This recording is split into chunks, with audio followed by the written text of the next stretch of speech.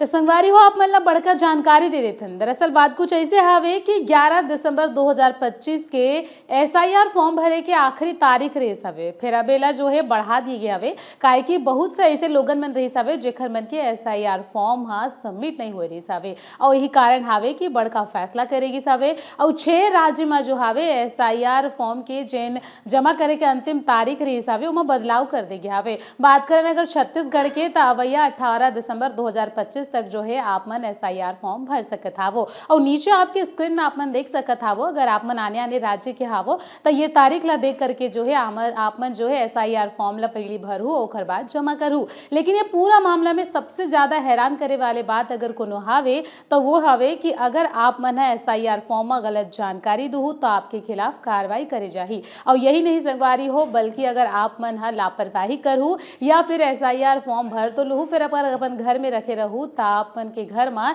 सीधा आयोग रहा ले नोटिस भेजे जाही और ओकर बाद में आगे आप मन ला कानूनी कार्रवाई के भी सामना करना पड़ सकत हावे। तो थोड़ा सा भी आप मन लापरवाही झन करू संगवारी हो। फटाफट से अगर आपो मन एसआईआर फॉर्म ला जमा नहीं करे हावो तो तुरंत अपन क्षेत्र के बीएलओ से संपर्क करो और फॉर्म ला जमा करो।